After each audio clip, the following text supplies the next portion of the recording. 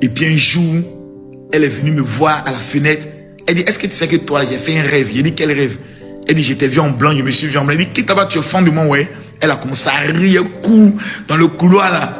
Voilà comment la première fois, elle est venue, on s'est fait notre premier bisou. One TV Monde, une place de vie. Et yo, bim, salut la famille, merci de nous avoir retrouvés encore aujourd'hui dans cet nouvel épisode dans lequel nous allons réagir sur une vidéo de Makosso également avec sa fille Kimi. Voilà, Makosso nous raconte comment il a raconté la maman de Kimi. Sans beaucoup plus parler, on regarde la vidéo. On rigole pas, hein, regardons la vidéo.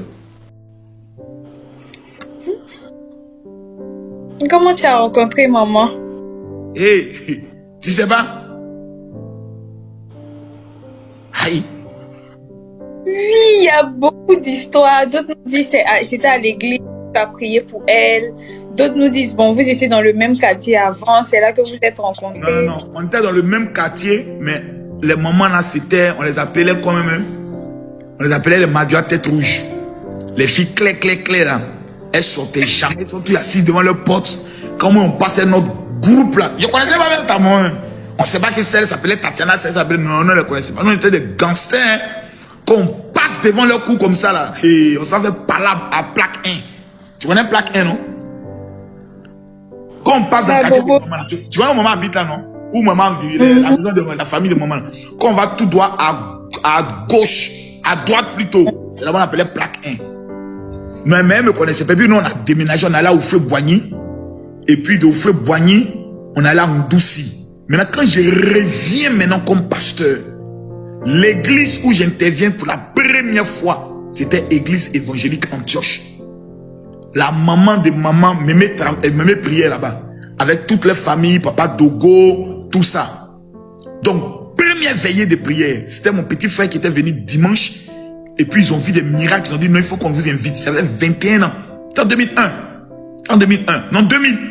C'était en 2000. Non, 2000. Non, c'était en 2000. C'était en 2001. C'était en 2001. Donc, moi, j'arrive, il dit à l'église que mon grand frère est plus puissant que moi. Donc, on organise une veillée près de 1000 personnes. C'était ma première fois de quitter Ndouci pour venir prêcher dans une église à Abidjan. J'avais une seule chemise. Kimi, ma chemise, c'était jaune. À force de laver, c'est devenu blanc, transparent.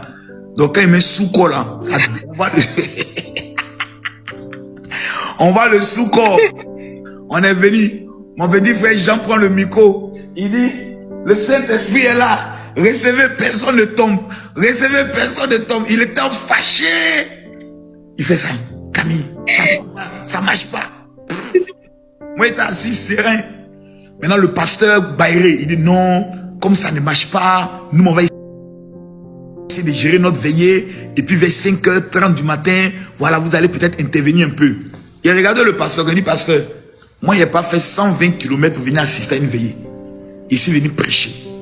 Voilà, comme il a dit, bon, on va me donner le micro. Puis, ils ont fait introduire un jeune pasteur.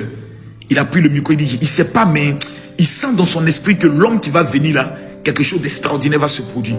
Voilà comment je suis monté. Quand je suis monté, il dit, tous se réveiller, tous ceux qui dorment. C'est comme si l'électricité rentrait dans la saison, ça s'est tapé. Kimi, la moitié de la salle était bouleversée. Les gens tombaient de partout. Voilà comment le mercredi qui a suivi, la maman de maman a invité maman, sa camarade Charlotte. Tout le monde est venu. Puis j'ai regardé maman. Elle était assise. Elle dit, cette jeune fille là, viens. Elle riait, mais elle a fait ses cheveux comme pour toi, la même chose. C'est droit. Et est-ce que vous savez que cette fille là va devenir folle? Je vois un esprit de folie sur elle. Puis elle priait pour elle comme ça. Puis elle riait, ça l'amusait et autres. Une semaine plus tard, maman est devenue folle. Sa maman pleure, elle appelle. Moi, il n'y avait pas de numéro, il n'y avait pas de téléphone. Hein.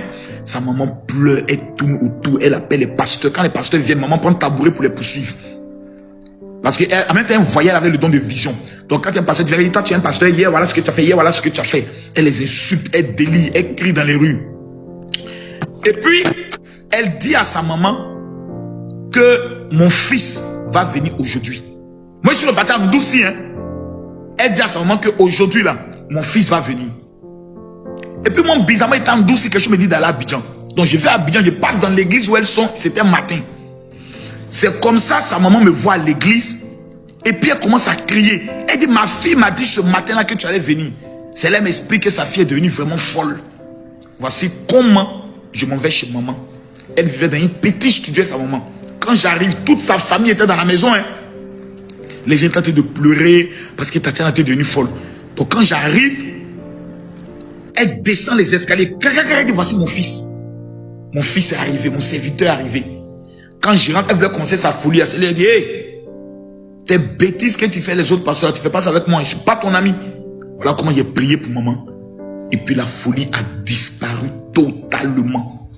Et puis elle partait chez maman, Agnès continuait de prier. Voilà comment maman s'est convertie.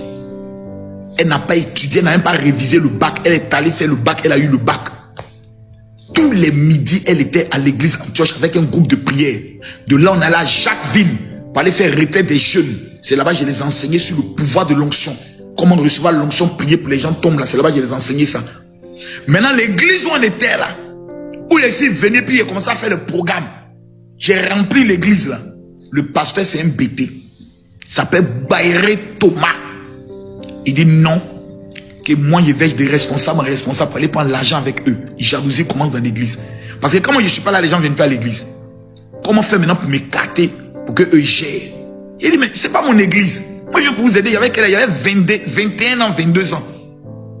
Voilà comment il dit, bon, pasteur, moi je vous laisse. Il n'y a pas de problème, je m'en vais. Voilà comment maman Tati dit, elle aussi s'en va. Sylvain, le papa de Yann, Bosséi, Sylvain est parti. Patricia est partie. James est parti. Charlotte est partie. Nous sommes tous partis. Maintenant, je ne sais plus maintenant avec qui il a marché.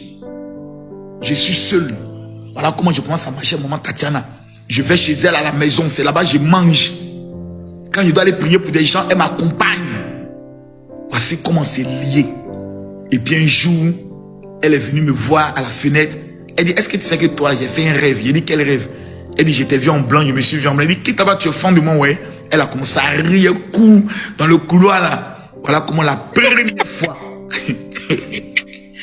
Elle est venue, on s'est fait notre premier bisou. Kimi, bisou, on a fait, on n'a pas dit à quelqu'un là. Lendemain, je ne sais pas par quelle magie, la maman de maman Tatiana savait, la maman de Tati savait. Elle est débarquée là où je dormais là. Par là, elle va me frapper, elle va me taper, elle va me frapper. Elle va me frapper.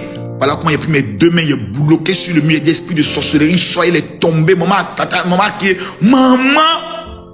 On a vécu des choses, hein. Même temps là. Maman ne pouvait plus se laver chez elle. Bon, bref, tout ça, c'est pas trop important.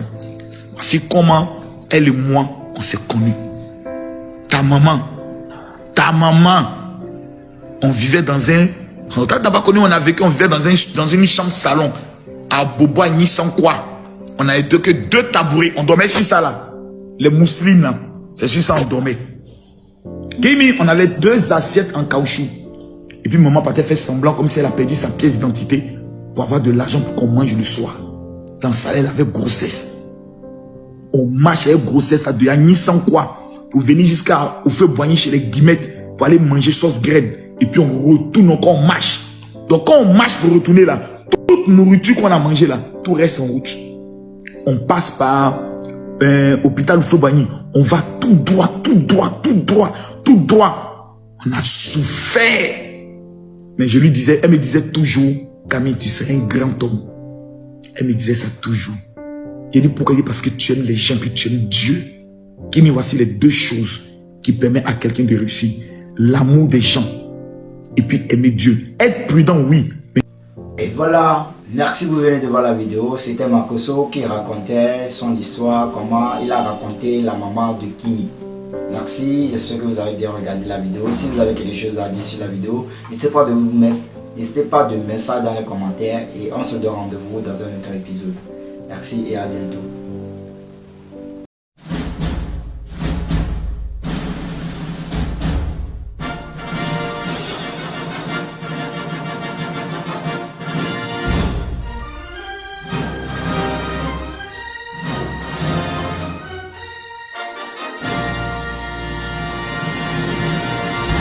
One TV Monde, une place de vie.